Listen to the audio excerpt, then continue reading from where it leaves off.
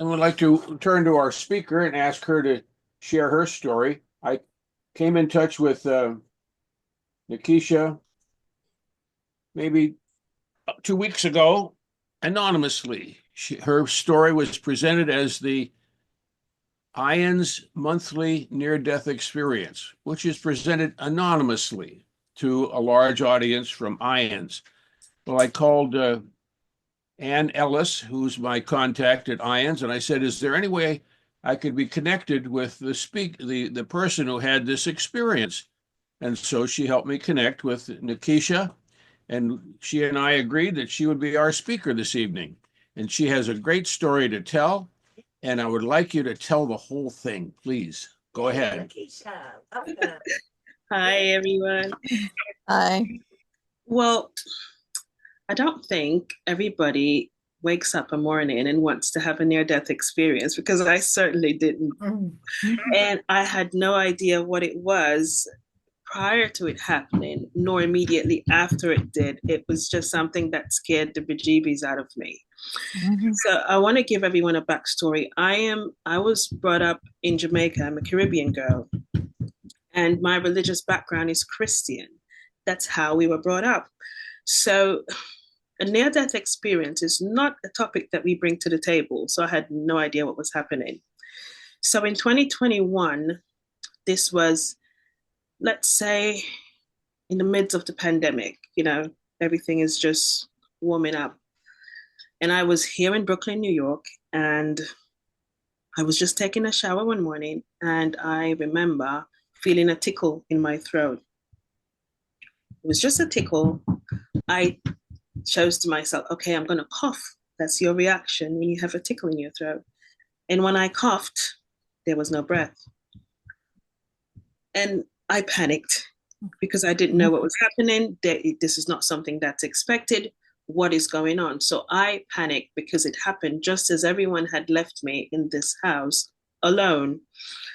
And in hindsight, thinking about it now, I don't know if it was a perfect moment, but I know it was set up, it was orchestrated by the powers that is, by God, by Creator. And when this happened to me, I just kept thinking to myself, oh my gosh, I can't breathe, I can't breathe. And I remembered for a second that on my flight coming to New York, my partner is asthmatic, I'm not. But before I came to the airport, he kept pushing me, take the asthma pump. I just think you should have an asthma pump. And I was so annoyed with him the whole trip. I'm not taking an asthma pump. I've never used it. I don't need it. But for some reason, when the breath was leaving me, I had this memory, oh, I have an asthma pump. Let me try to reach for it. But in hindsight, trying to reach for the pump, remember now I'm not breathing, I'm panicking, and I started to what I believe was blocking out. In the midst of all of this, my phone started to ring, and it was my first time owning an iPhone with face recognition. And I don't know if it was a split second or not. I don't remember touching the phone, but I guess I did because it picked up my face and the phone went to the floor. I could hear my partner on the other side, and he's asthmatic, so he heard the gurgling, but I could not speak. And the last thing I heard him saying was, Nick, pump and swallow. That was it. I remember before I, let's say, left my body, the only thought I had, which it stands out to me, I was very annoyed with myself.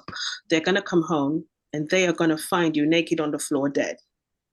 I didn't say, God save me. And it bothers me till this day why that was my last thought, but that was my last thought. Now, I was suddenly no longer within my body, but I didn't see my body. I just wasn't here anymore. And I was in this space. I can't say it was a room because it felt expansive. And before I could think where I was, I had not the sight to begin with. I had the knowing that my grandmother, who had passed when I was 13 years old, was there with me. So I had this comfort. And immediately when I identified that my grandmother was there, within this space, it just lit up like it was just big white space. And I immediately felt around me just angelic beings. And it just kept feeling as if it was multiplying and expanding and expanded. And I don't know how to explain it, but the feeling that I got when I was there was, I'm home. It was like everyone was there to meet me, to say, welcome home, in a sense. And by the time I was to have a thought, I had this knowing, because there was no one talking. There was communication, but the mouth's not moving, because there was no figure of any being. There was just light, light. And I identified that, for example, each light represents an angel, and it just kept expanding, expanding. And immediately I saw the silhouette figure of my grandmother at my youngest memory of her. It's not the way she died. She was so young and so vibrant. And she held her hand out. And when she did, I don't move. I did not move, but I wasn't where I was before. I was in this room, and I remember Archangel Raphael. I knew it was Archangel Raphael. It was as if we knew each other. And I want to take you back a little bit. Before this experience, I had no idea of the names of the archangels. But on this side where I was, I knew that it was Archangel Raphael. And I don't think I knew then that I had died or I was going through a death process. I was just experiencing this world as spirit, I guess, because I did not see anybody for myself. I just knew that I was within this space. What was interesting to me is Archangel Raphael took me through this big open door. And it was like all I could see within this space were like, if you've ever seen bees, the way a honeycomb is set up, it's like honeycombs, but they were golden and being lit up. And there were like countless of them. And I had this knowing that within every honeycomb is the memories of somebody. I don't know what it was, but that's what it looked like to me. And he did something, and it kind of flipped out like a hologram. And when I looked at it, I was seeing scenes from my life as a human. And I remember for a second, as I was seeing the clips, I was the one saying, I could have handled that better. And I would see another clip and I would say, why didn't I stop and say hi? I was like judging myself, but you have no idea. There was so much love around me. Energetically, my body's getting hot thinking about it now. But I was the one who was watching it. But immediately when I was trying to like see more, he had me focus on 3 scenes. Now I get to understand that it's what you call a life review. I didn't know what it was then. So I got to see scenes. The first scene, I was 5 years old. And here's what's interesting with my experience. I thought I was going to feel how I felt. I felt how the person felt. That's kind of interesting, right? So I was 5 years old. My sister was getting me dressed in this beautiful red dress. And it was if I was taken to the scene. I was there reliving it. However, I was feeling how she was feeling to me. I didn't have my feelings. So as she was dressing me, I was hearing her thoughts. And she said within our mind, I will protect you forever. And I questioned that because my sister is kind of like my mom. And growing up, I always hated it. Like, why can't she just be a sister? She's always mothering me. And the minute that I had that thought that, why did she say that? They took me within her lifetime and I saw her being abused as a child. And immediately I knew why she was so protective of me. And by the time I experienced that, I was and back into another scene. The second scene, I was in high school, maybe in 7th or 8th grade. And there was this boy who was there who fancied me, and it was Valentine's Day, and he brought a rose. And I completely embarrassed him. I didn't want the rose. I refused it. And I thought that was such a minute scene. I didn't even remember about it until then. But I didn't feel how I felt when I did it to him. They allowed me to feel how hurt and heartbroken that young boy was. And I felt so bad about it when I felt how he felt. And by the time I thought about it, there was this beautiful orb that just came out of nowhere. And as soon as it appeared in front of me, I had this knowing, wow, this is the soul of this guy. And I believe that I got to resolve with him or probably apologize. I don't know if that's such a thing in that world, but I got somehow to match that frequency to apologize to him. And then I just felt like the weight came off me. The third scene that I saw was myself in a supermarket, and I don't remember this scene until after this happened. There was this old lady who was trying to pay for grocery, and she didn't have enough money, and the line was long, but I was behind her, and she was feeling a little bit embarrassed because the people were impatient. And I leaned over to the teller and I said to her, "I'll pay for the bill, just let her go." And when she realized that I was going to pay, she turned around to me and she was so thankful. But I was embarrassed for her and I didn't want her to stay there anymore. So I said to her, I said, "God works in mysterious ways. It's just your day." What was interesting about this scene is they took me to the old lady's house.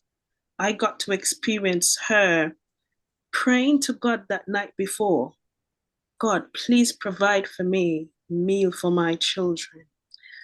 And what they showed me was that act was me I heard the words boots on the ground for God that day.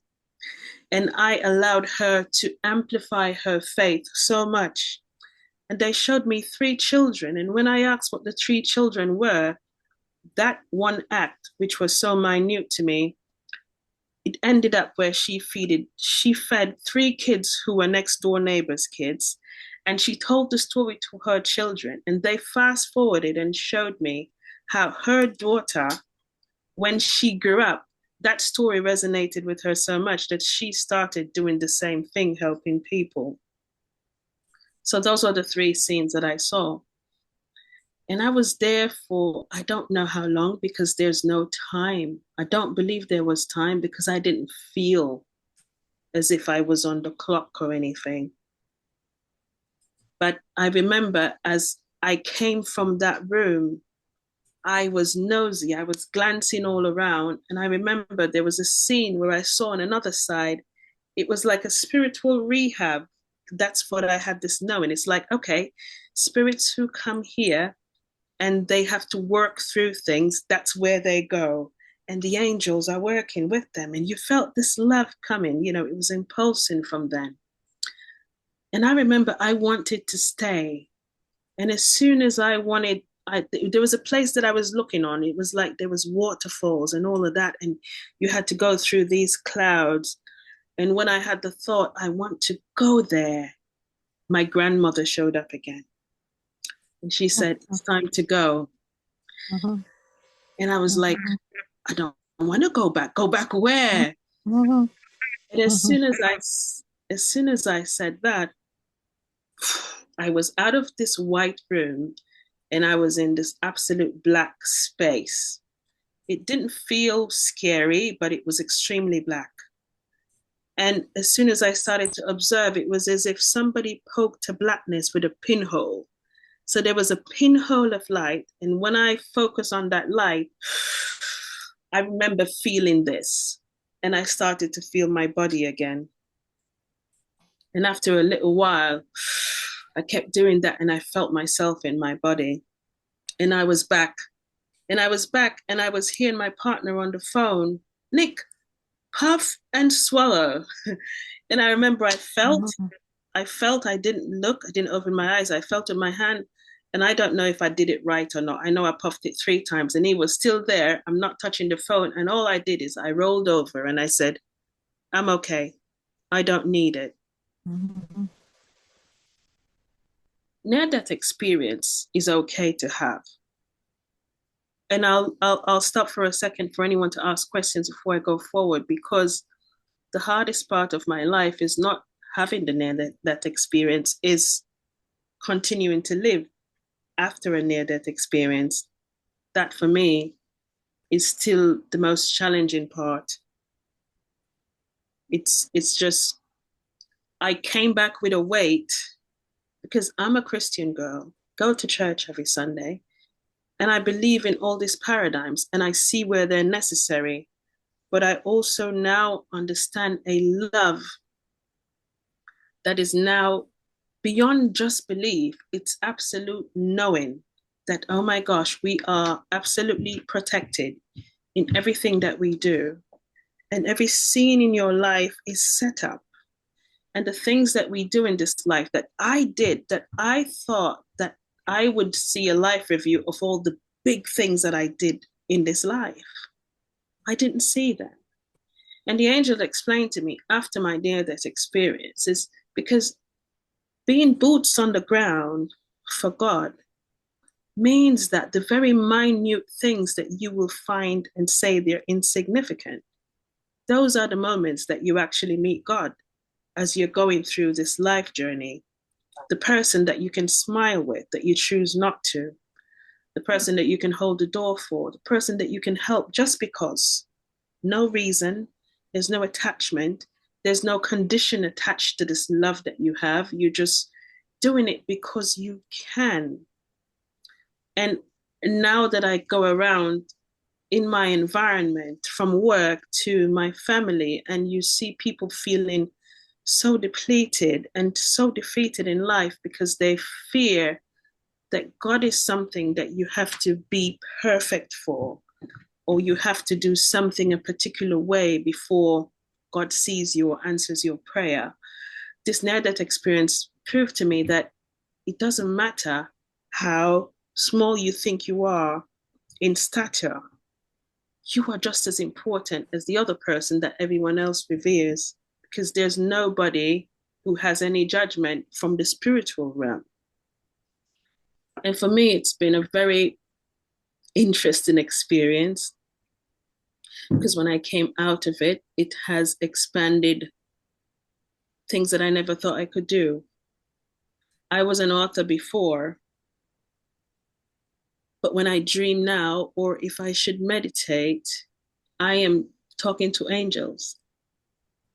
And I am getting information that I'm not supposed to have as a human being. I am getting information of things that I am seeing happening a week after, or a month after, or a couple of months after. And there's a weight, because what do you do with this information that you get? You write them in books. A great percentage of the world doesn't read. Do you know what I mean?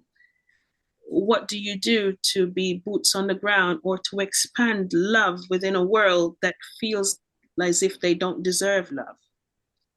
So my biggest thing is to try to charter this path, which is I think is a fearful one for many, because imagine somebody who's going to be out there and say, oh, don't give up, God's got your back.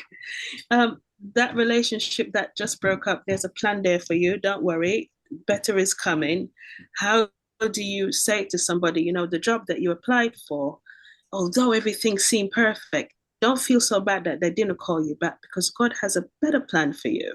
That job would have depleted you. Nobody would have given you support. You would have just be on burnout. Something better is coming for you in this world. When you come back from a spiritual experience like that, where you're seeing kind of behind the veil, where you understand that everybody has their own guides, and every scene is being set up for you, not the way you plan it, but the way that's best for you. Like, how do you transfer this information to people and to the world to kind of allow themselves to be lighthouses instead of always chasing something that they're not seeing for themselves? I'm talking, I'm sorry. I don't know if anyone here has ever had any experience like this before. Many things have happened since, and I will shut up now So if Offered anyone has any ask questions, questions. you So that can. would be a good time for people to ask a question. And I put it on the gallery so we could see everybody. And is there somebody on Zoom who has a question or a comment? Would you raise your hand? All right, I don't see any hands there. How about in the room? Anybody here have a question or a comment? No, okay.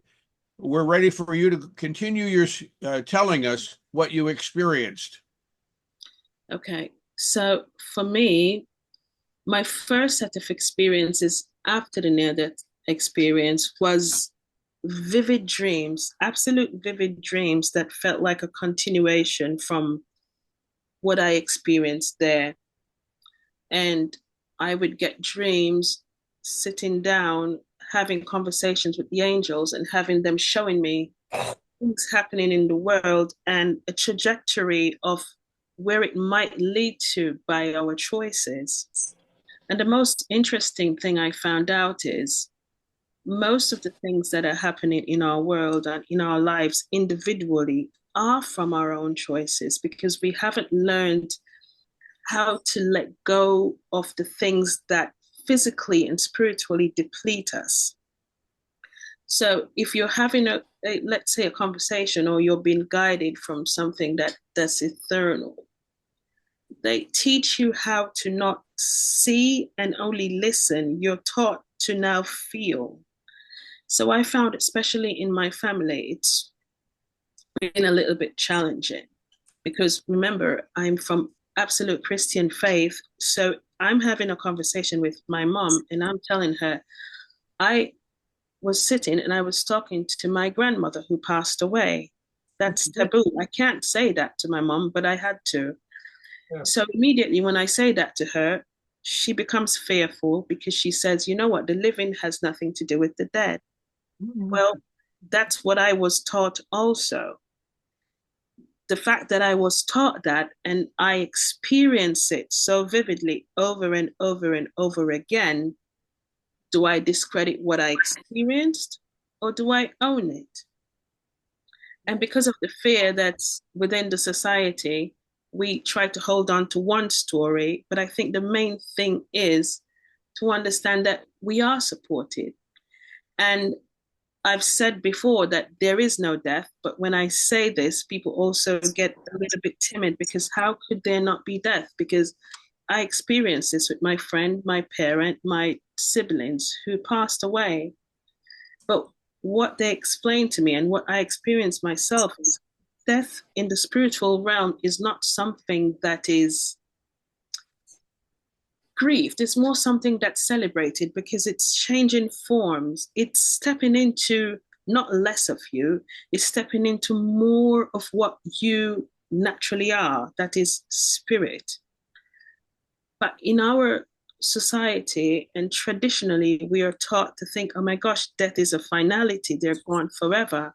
And because of that, we grow up with this fear of, okay, my grandmother passed, so there's no way for her to have any imprint within my life. And I beg to differ because when I had my near-death experience, I had to face up to the fact that I was communicating with my grandmother before my NDE. When my daughter was born in 2017, my grandmother is the one who dreamed me when my daughter came 1 month before time, and she dreamed me that night.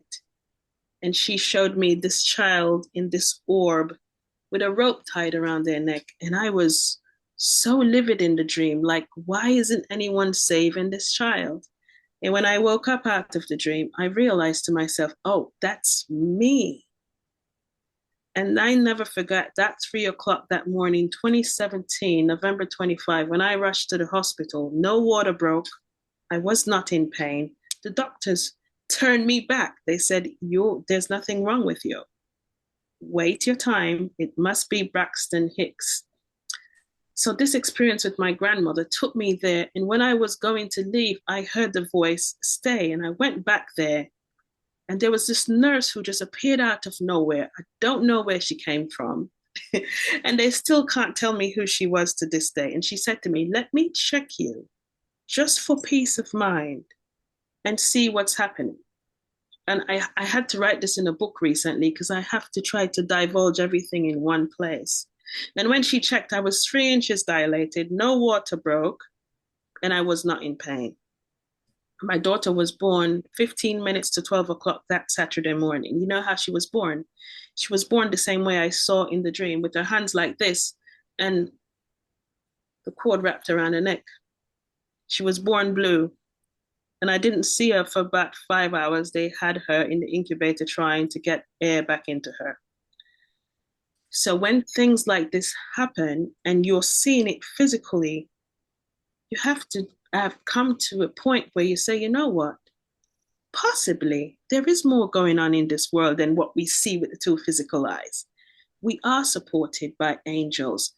When we pray, it doesn't go into nothingness. Every time you whisper a prayer, I remember Archangel Michael said to me before, every time somebody prays, a SOS call goes out. And he showed me the visual of light beams going up in the air.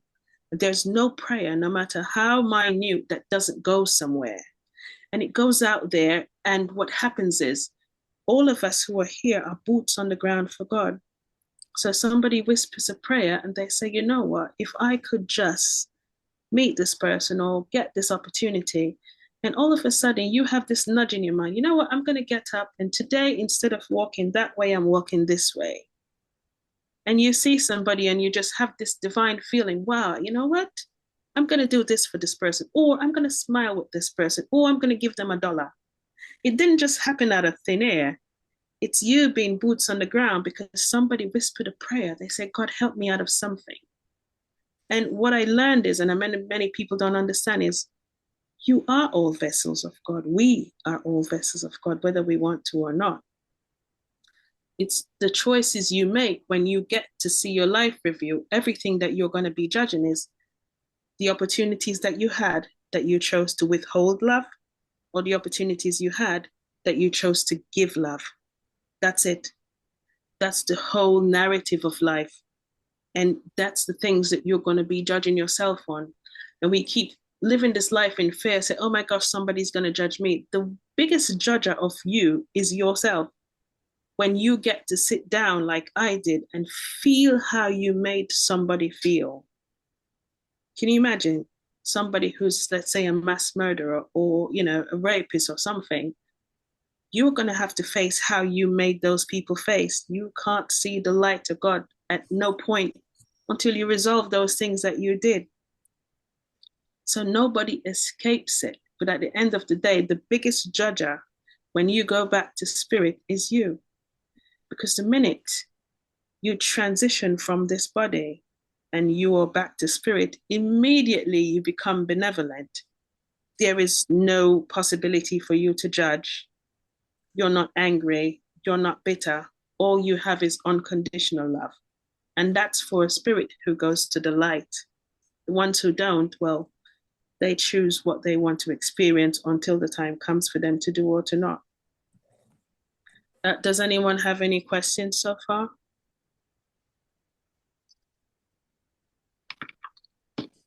No? I just unmuted. Someone here has a question or a comment. Okay. And who? Just a minute. Who was that? You, Kathy, or Pam? But I wanted to ask, is nobody asked something political? Oh, Kathy has a question. Okay. What do you see the outcome of this current political environment? Do you see an outcome or anything to think about or do? Or I had messages before this election happened in the US last year. And the way the angels explain it is this: whether one party won or the other, what is happening now needs to happen. And the reason why it needs to happen is we have been structured in a way where we need to hit rock bottom before we say enough is enough. We have programmed ourselves to depend on people so much that we give away our power and we give away our rights of freedom of speech and freedom of expression. What's going on now, there is going to be chaos, but not chaos to destroy the planet, like many people say, but enough chaos that puts people in a spot where their back is against the wall so much that they now decide, you know what?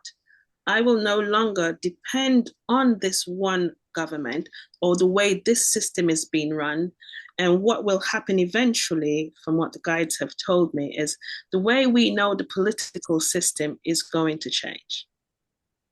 It has to change because the people will now articulate and speak exactly what they want to express themselves or to be in representation of them. But more than that, people, hopefully, if we harness this energy of love enough, we will start not as much as bartership, although it will be nice, but we will start actually caring about each other more. And we're forced to do it.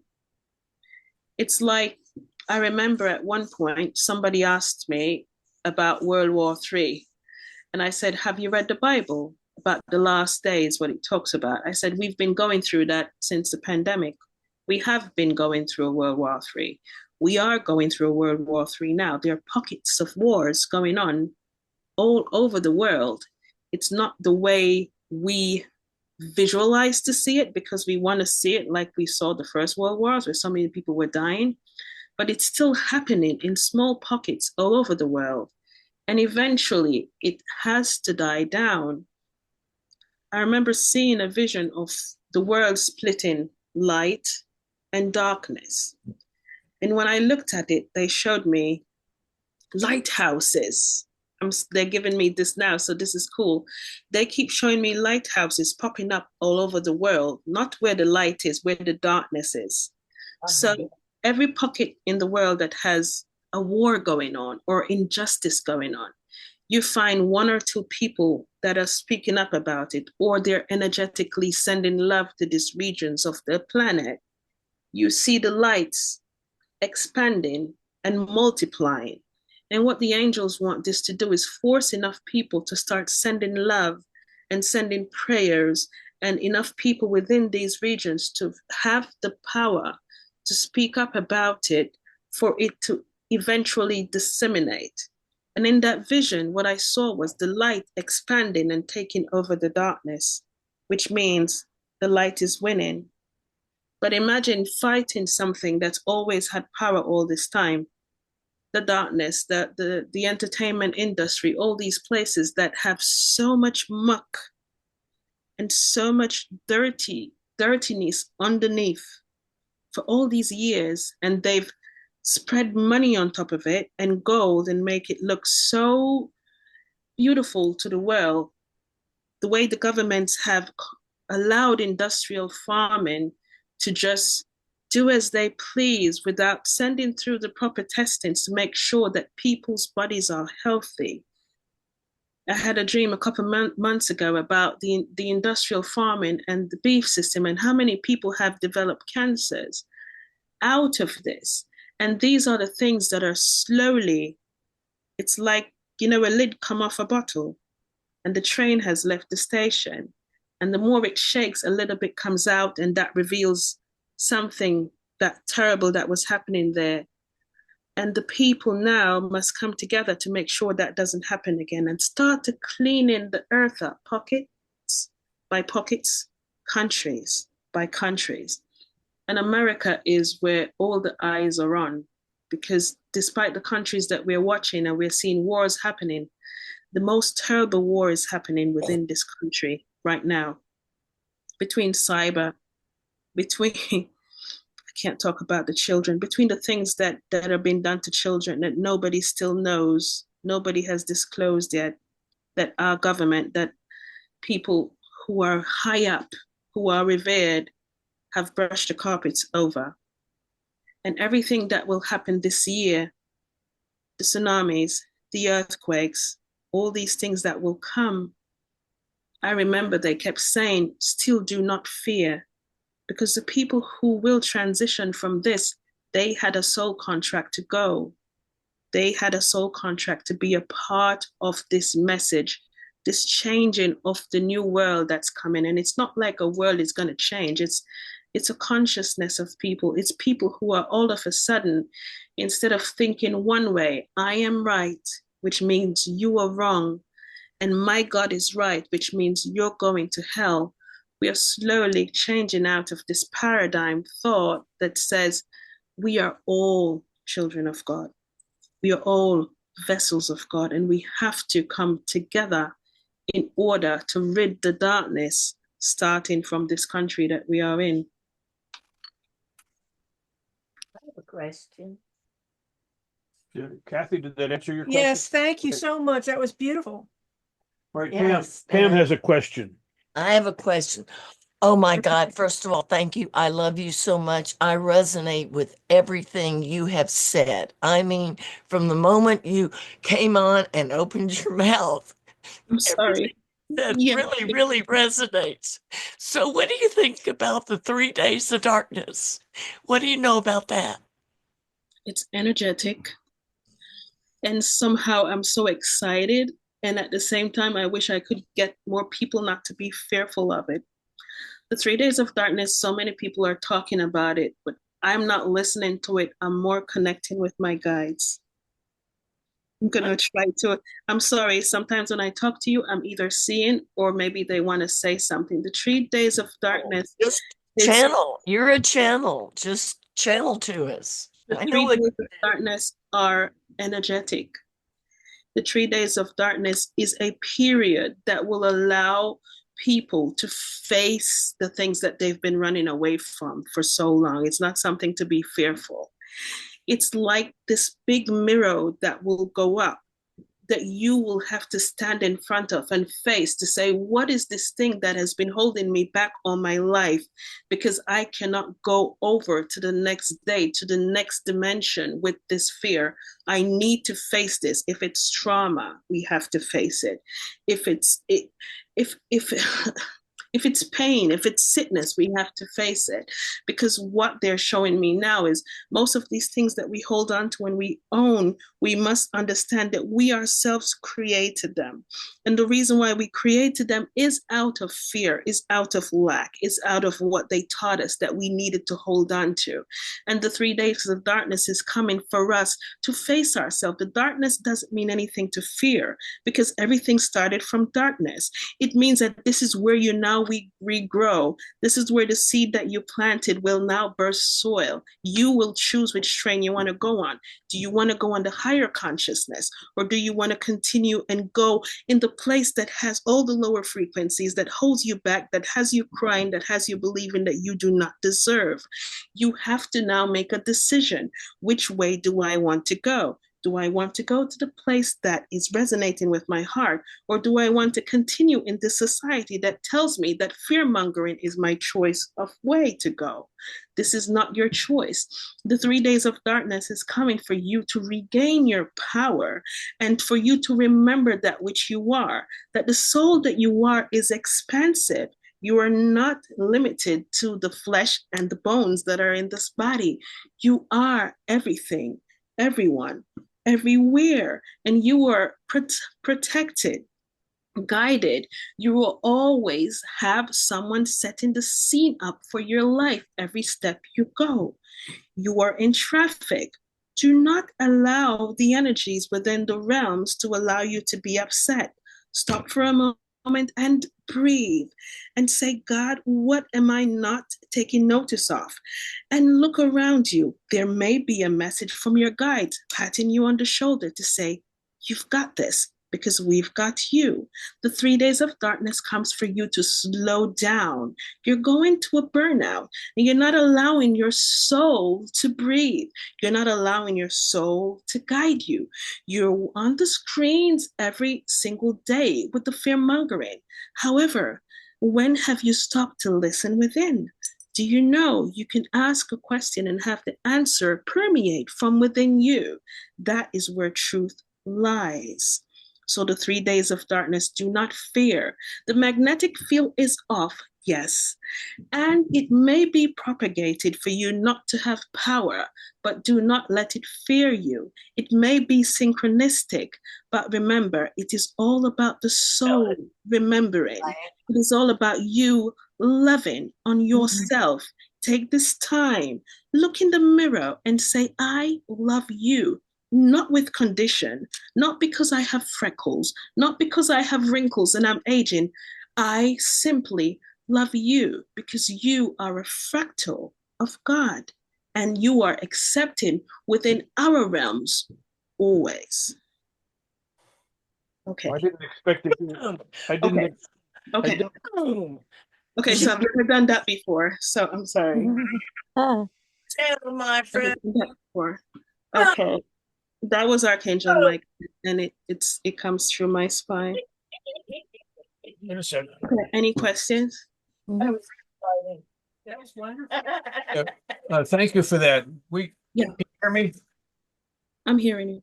Okay. That was right there. marvelous. That wipes Ob- her out. obviously- That's the greatest thing. That answer just right. Obviously, that was a period of channeling, and you said it was from Raphael? No, Michael, Archangel Michael.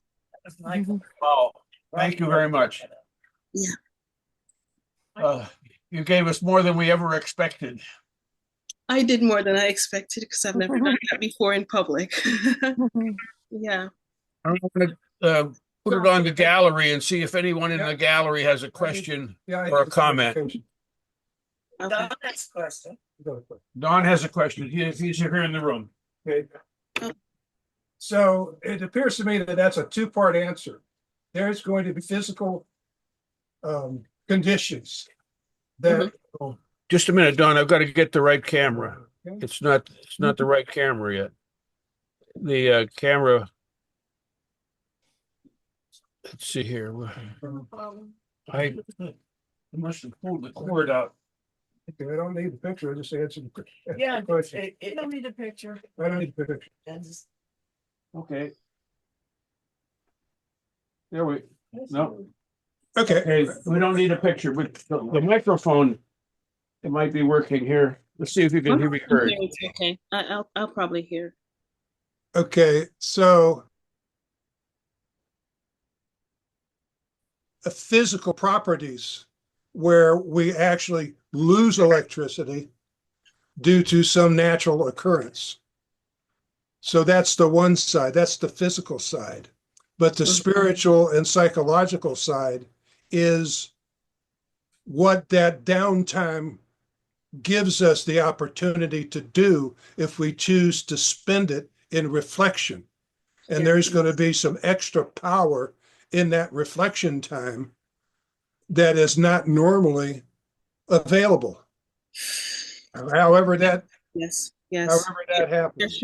They're showing me an array of lights within those 3 days. This earth has never received such powerful energy than what will be coming down. It's as if the skies are so crowded. The skies are so crowded, and there's going to be just frequencies of love, but also frequencies of remembrance for people. So you will have people who will hear a name or see a word and it sparks a memory. You will have people who hear a song and it sparks a memory. This is how it will happen. It's like a grand awakening.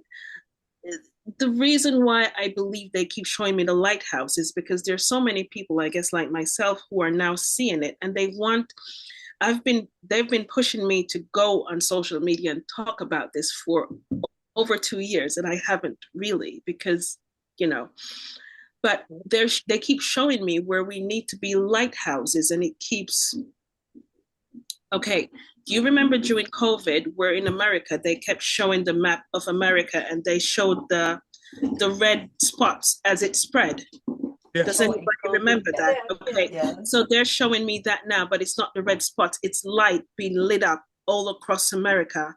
So they need boots on the ground to keep lighting it up. So the more you speak your truth and the frequency. So we are here and we can send a prayer, and it's so powerful because it travels on the frequency, and it's enough for somebody to just feel a nudge or just have this urge. Oh, I'm going to go on YouTube, and their message is there for them. Oh, they see a sign or they see a picture of something and it sparks a memory, because the soul is not necessarily taking over, but our souls are taking a forefront for just a short period of time to help us to remember and regain our power, because we have for too long decided by programming, by what they taught us, to just follow suit, follow the leader, follow the leader. That's what I'm seeing. Follow the leader. And they want us now to stand on our own 2 feet, own our power, and start just letting go of all the things. The building. Okay. So there are cracks in the walls, and they say, as the walls start to fall, don't panic, just step aside and allow it to fall. So the cracks in the religious, oh wow, okay. So for religion, there will be many things that will happen that will put people who are Christians or in the religious sector, put them in a panic, but they don't want them to be panicked. It's just that they're weeding out the gunk from religion. Religion is there and it's beautiful and it helps people to understand that there is more, but there are also stuff embedded within religion that causes people to become fearful, and fear is not of God. If you are feeling fearful, understand that your body is giving you a sign to say you are stepping away from the love of God, because God does not mirror you with fear. It does not mirror you with anger. It does not mirror you with hate. If you feel this within your body, you must understand that you are stepping away from the light center. Balance yourself however you can. So I guess we have to look forward for the next few years for these walls to fall, for things to be revealed. I had a dream a little while ago about this tsunami, this great tsunami coming from the sea. And within the dream, the angel had me in the path of where the water had taken away. But every time it happens, they say, don't be fearful, because the whales and the sharks that came up, he moved the whales away, and there were just these microorganisms that were there. And he said, every time the water moves, every time the earth moves, it's to reveal something more, to spoon feed us, to remember how great we are. It's to spoon feed us for a cure for something. There is a cure for cancer. I've seen it so long, and I don't understand why I don't hear them talking about it yet, but it's already been there for a few years.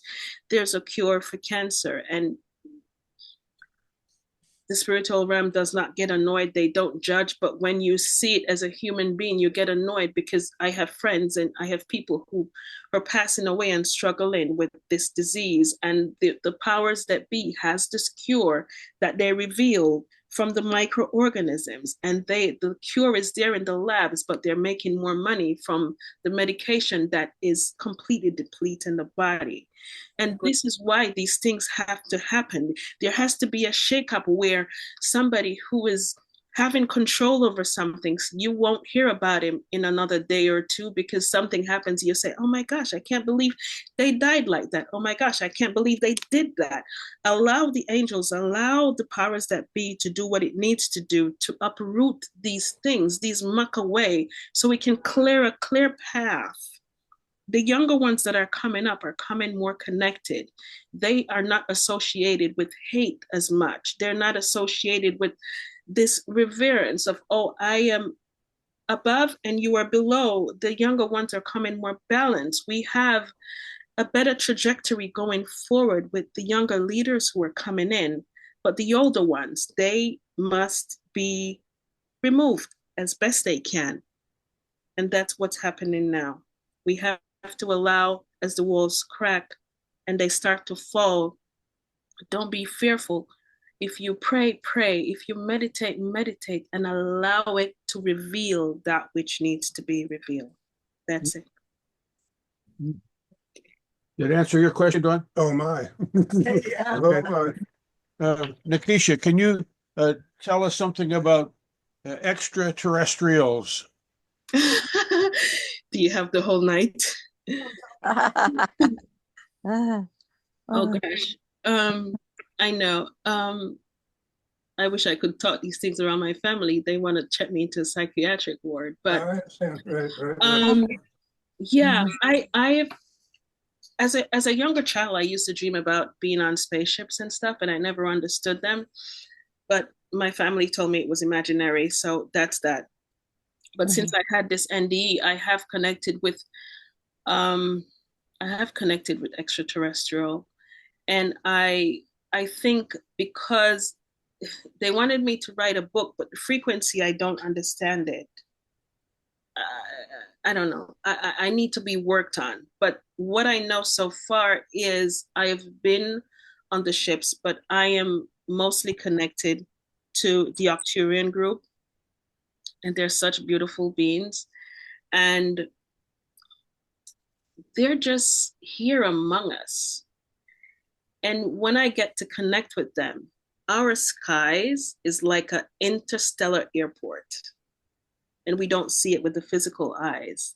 Yeah. There's so many beings going and coming and going and coming within the skies, within the seas, and they've always been here.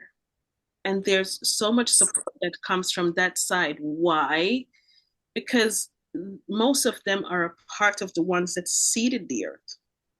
Yes. I did a quantum healing with Alba Weinman a few weeks ago, and that kind of exploded for me. And now I'm even more connected to extraterrestrial, which is a little bit weird, but I have to get used to it. But since I did that quantum healing with her, I found out that the extraterrestrials were here before we came. We were created literally from them, in a sense. But I have to be careful how I coin those words, because I don't want it to sound as if we are from some mass lab production. But the earth was seeded literally to self-sustain us. So we have benevolent extraterrestrials and we have malevolent ones. The malevolent ones are here, and they're the ones who are causing the most havoc with our children. And that's something that's hard to see. The children, that ritualistic, these beings and the powers that be who are humans among us, who have children who are born, who go through atrocities that I can't touch. But our government knows about extraterrestrials. They have been with them, but they haven't been with all of them. The government is mostly connected with the benevolent beings. They have benevolent beings who have given them ideas. They've given them downloads. They've given them technology that they are using right now, but we, the populace, don't have access to it. We don't have access to plasma energy. We don't have access to light healing. Light heals the body. Water heals the body. And the government has this technology, but still it's not out in public. Only a few people know about it, which is very annoying. So extraterrestrials, they are from the Arcturians, the Pleiadians. Everybody is trying to have human beings in a state of not fear, because they will not show themselves in a way that we want them to show themselves if there's going to be mass hysteria. And that's what we're going to have now, because people still don't believe it. Every time it happens, the government does something to cover it up and call it propaganda, or tell them that they created something. The reason why they created it is because they were taught how to do it from extraterrestrial. They know more than we will ever know. Our intellect is like less than a sand grain to an extraterrestrial, because they know everything and they're more advanced. But what I find most interesting is whenever I find myself communicating with any, they find us very interesting, because we have emotions, yet we choose not to choose love. We have an earth that is self-sustaining, that has everything for us. And they watch us and wonder, how come we on this planet, we still live in such lack? We still live so depressed and so stressed out. How come we live on this planet and we're not kind to each other? Because the benevolent beings don't have the capability to hate or to judge. So when they talk to me, they talk a matter of fact, just to the point, and it might come off as, how could you just say that? But they talk as if there's no emotion attached to them. So an extraterrestrial will look at a human being and say, but they have love. But why is it that they lost this person and they're still crying over them? Why is it that they're so connected to this thing that's depleting their bodies. Why is it that they're still eating the things that's causing their body to depreciate? These are the things that they would like to connect to us, to teach us again how to be one with the land, how to farm your seed and put it in your mouth if you feel like it, or be connected with the water so much that if you are a farmer, everything that your body needs, you're so connected to the land that when you drink the water and when you eat the crops that comes from it, it gives you every nutrient that you need. So you don't need medicine. You don't need a doctor. When you connect with extraterrestrial, these are the things that they will show you. They're showing me how we are supposed to live one with the earth. We are supposed to be out there in the earth, eating from the earth, not industrial farming. The dream I had with the beef and the industrial farming was from them, because they're the ones within my dream who took the beef from the child and the mother in the restaurant. And I didn't understand it.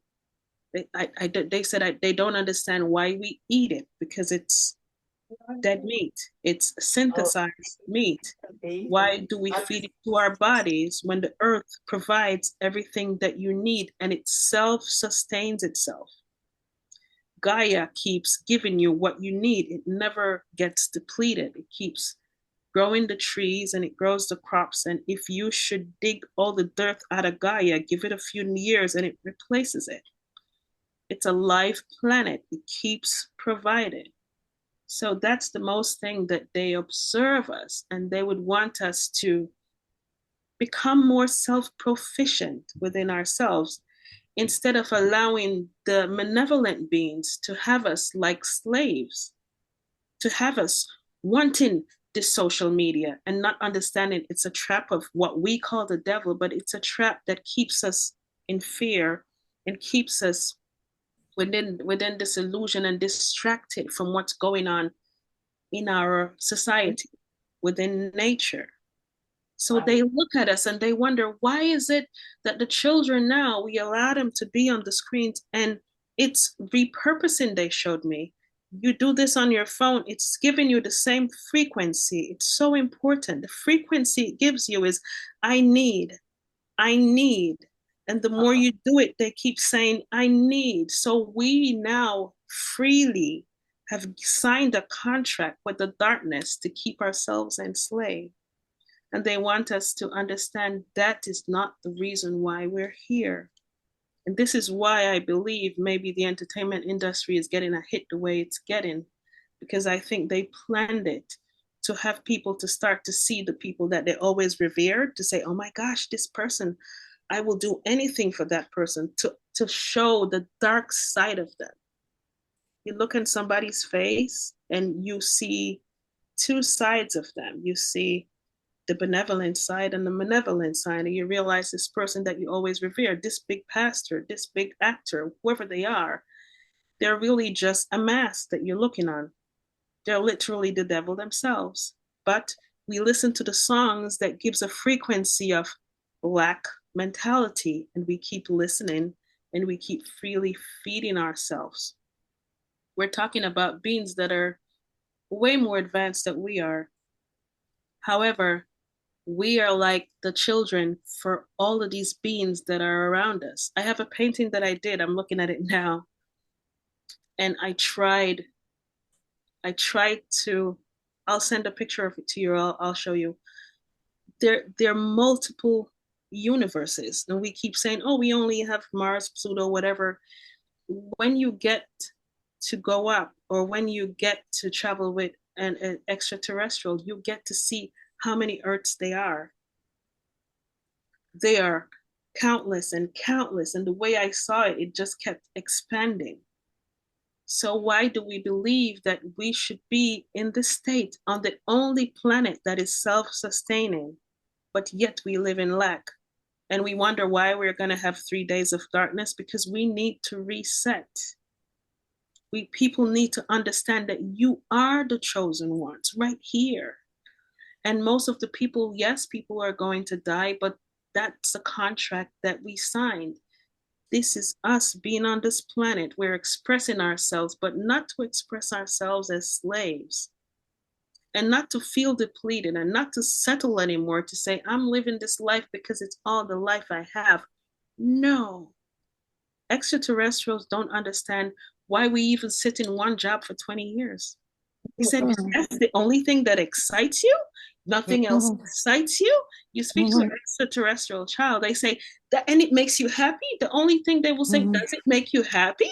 Because that's the life they live, from one thing that makes them happy to another thing that makes them happy, and they don't know how to live any other way. But we live a life where we're programmed to do things, but we're not happy, but we have to do it. And this is why we need to reset and start to understand that we are self-sustained. And not just that, we're also protected and we're also guided. And they are amongst us. And we can't perceive them as if you're in fear. They will never appear to you to make you fearful.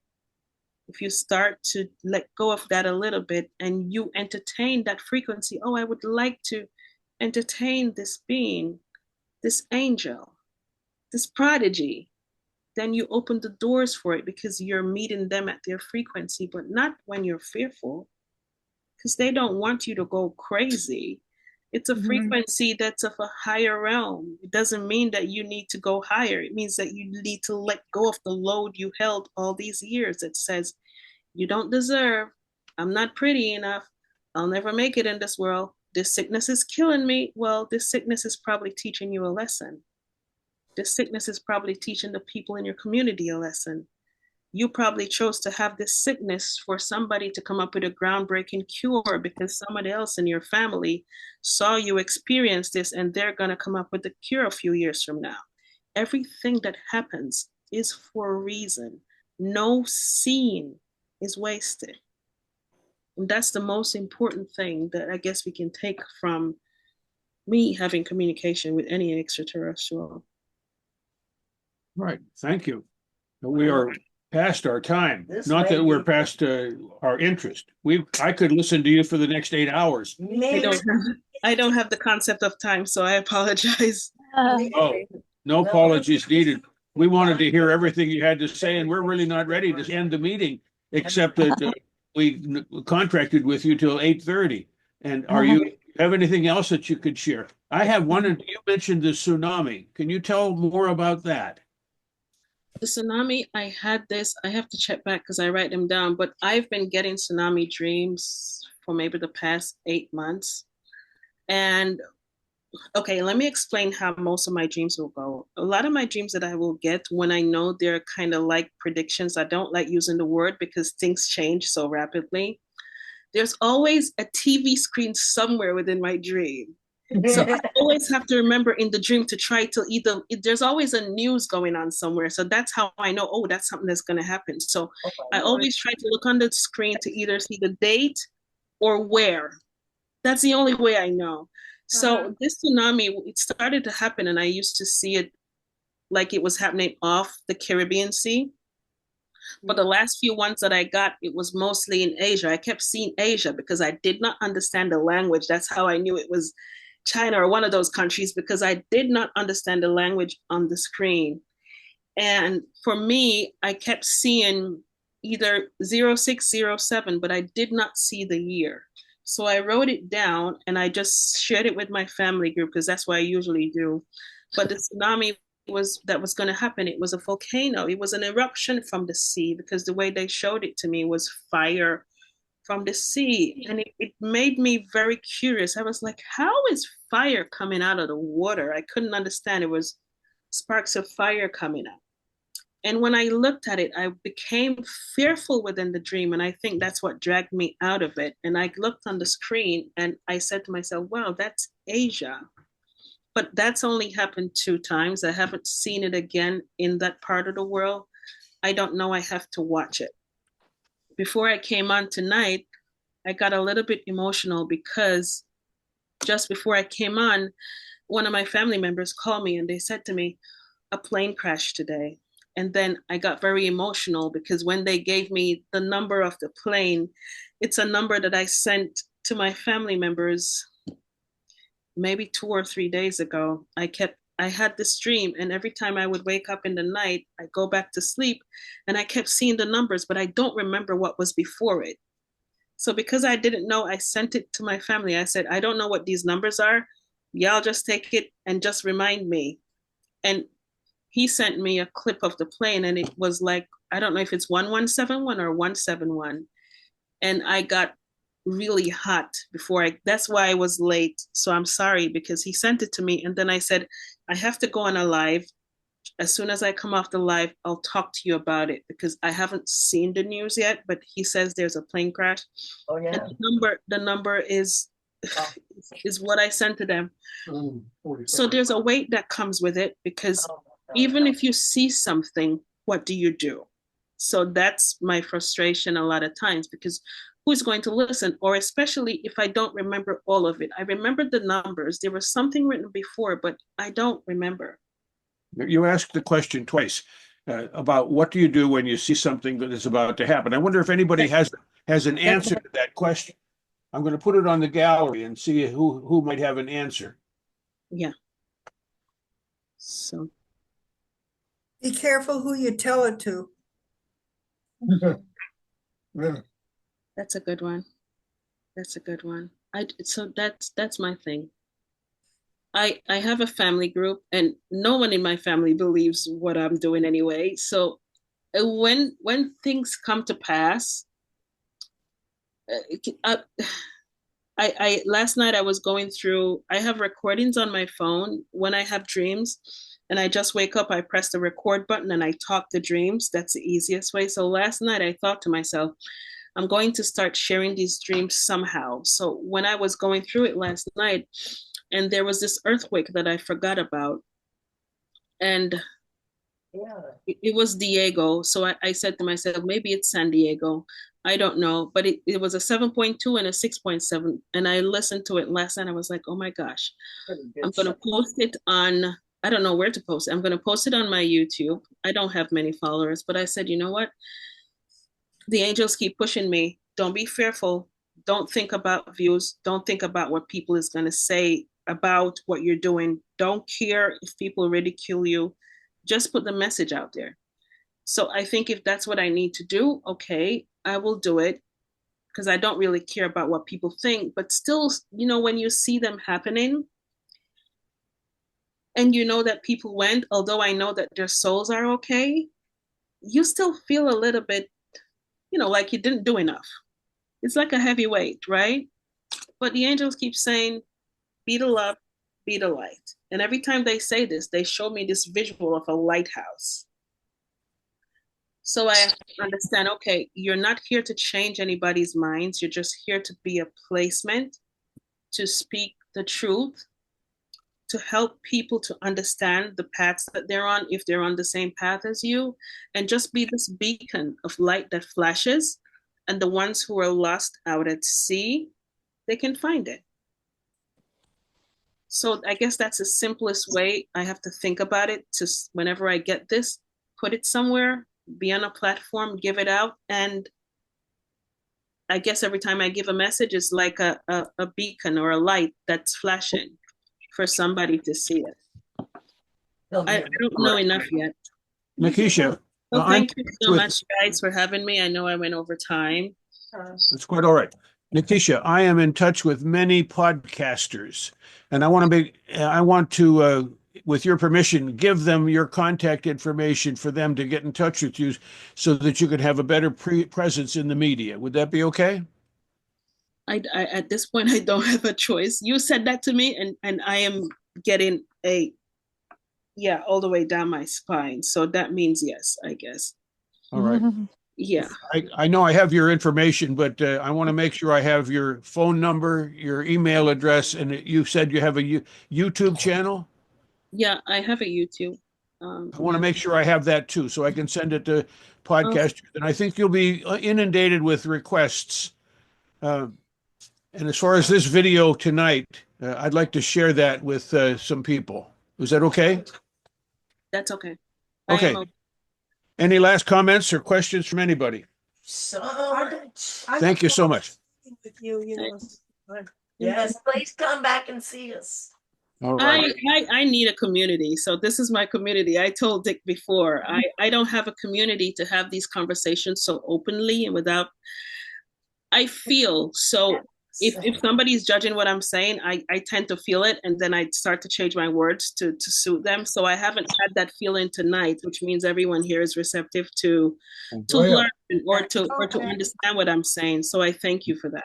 We're soaking it up. Well, normally I ask my speakers to speak here once, and then I ask them if they'll speak for Virginia Beach Friends of Ions. But right now we're scheduling for 2026. So what I'm thinking now is I'd like to schedule some special meetings for you to be our speaker for this group. And I'm not sure when it would happen, but you need to tell me too when you'd be available. And I would be glad to schedule you for those meetings because I want to hear more of what you have to say. Well, I guess set the schedule. In Brooklyn, I'm into interior design, so I'm in the office Mondays to Fridays, probably until maybe 5 o'clock. However, if it's in the daytime, my schedule is usually flexible, so just let me know. How about the weekends? What do you do on weekends? The weekends is okay, and once I know ahead of time, I'm okay. All right, I'll be in touch with you Okay. about Okay. this. Thank Thank you you so much. And thank you, Angels and Michael, especially for coming through. Mm, That was so. It's just yeah. very comforting and just like, there is something to go to. All right. Are we ready to say goodnight? I'm not ready to say goodnight. Good night, everyone. All right. Goodbye. Other than that, Good night, and thank you again. guys. God has blessed us.